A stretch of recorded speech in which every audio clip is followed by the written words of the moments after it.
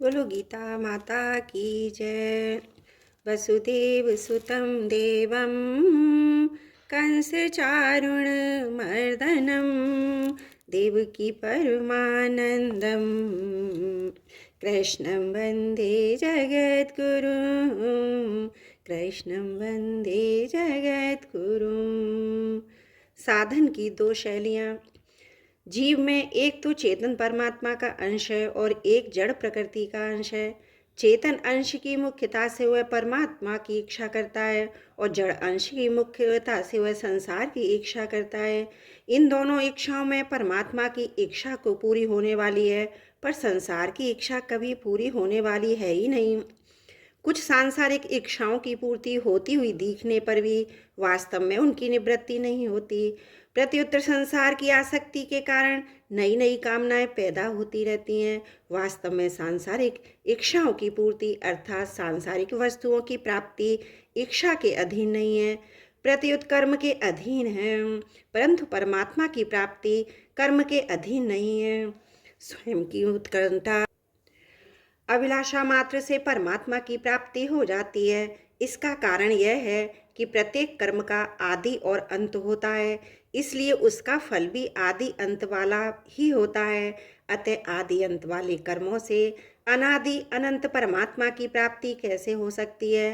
परंतु साधकों ने प्राय ऐसा समझ रखा है कि जैसे क्रिया की प्रधानता से सांसारिक वस्तु की प्राप्ति होती है, ऐसे ही परमात्मा की प्राप्ति भी उसी प्रकार क्रिया की प्रधानता से ही होती है।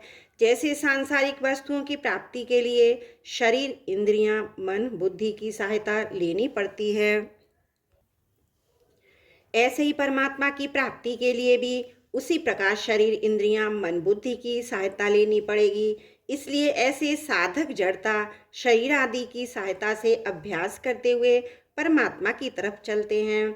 जैसे ध्यान योग में दीर्घ काल तक अभ्यास करते करते अर्थात परमात्मा में चित्त को लगाते लगाते जब चित्त निरुद्ध हो जाता है, तब उसमें संसार की कोई इच्छा न रहने से स्वयं जड़ होने के कारण परमात्मा को ग्रहण न कर सकने से वह चित्त संसार से उपराम हो जाता है।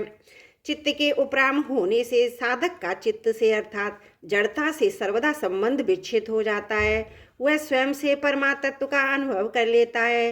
गीता 6 अध्याय का 20वां श्लोक में है। परंतु जो साधक आरंभ से ही परमात्मा के साथ अपना स्वतः सिद्ध नित्य संबंध मानकर और जड़ता से अपना किंचित मात्र भी संबंध न मानकर साधन करता है, उसको बहुत जल्दी ही सुगमता पूर्वक परमात्म तत्व का अनुभव होने लगता है। इस प्रकार परमात्म की प्राप्ति चाहने वाले साधकों के लिए साधन की दो शैलियां हैं। जिस शैली में अंतकरण की प्रधानता रहती है, अर्थात जिसमें साधक जड़ता की सहायता लेकर साधन करता है, उसको करण सापेक्ष शैली नाम से, और जिस शैली में स्वयं की प्रधानता रहती है, उसमें जिसमें साधक आरंभ से ही जड़ता की सहायता न लेकर स्वयं से साधन करता है, उसको करण निरपेक्ष शैली नाम से कह सकते हैं। यद्यपि इन दोनों ही साधन शैलियों से परमात्म की प्राप्ति करण निरपेक्षता से अर्थात स्वयं से जड़ता से सर्वदा संबंध विच्छेद होने पर ही होती है, तथापि करण सापेक्ष शैली से चलने पर उसकी प्राप्ति देरी से होती है और करण निरपेक्ष शैली से चलकर उसकी प्राप्ति शीघ्रता से होती है। बोलो गीता माता की जय। त्रुटियों के लिए क्षमा चाहती हूँ।